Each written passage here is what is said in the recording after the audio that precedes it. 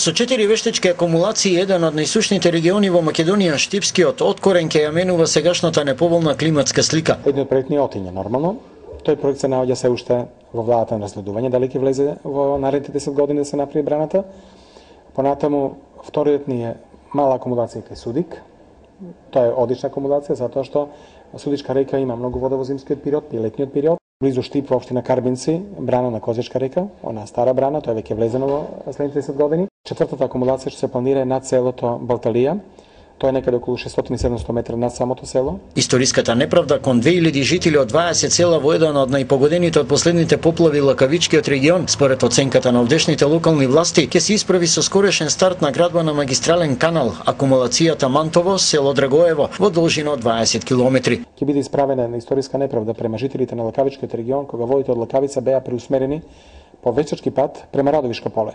Сега со изградба на одредени акумулации кои ќе бидат направени кај Радовиш, кај селото Подареш, Радовишко поле се планира да се наводнува од Подареш, нормално ќе користат води од Мантово, но водите од Мантово ќе бидат насочени значи онаму каде течела реката, да речеме векови наназад. Во моментов на македонскиот исток се реконструираат или се финализира првата фаза од градба на десетина вештечки акумулации во атарите на Штипскиот и Кочанскиот регион. Владиниот проект вреден 200 милиони евра предвидува во наредните 10 години освен градба на нови, во целост да се реконструираат и постојните вештечки акумулации. Со овој инвестиционен чекор на владата на минимум ќе се сведат штетите и ваквите несакани слики од поплавите кои во овој дел на земјата уништија илјадници хектари ораници и домови.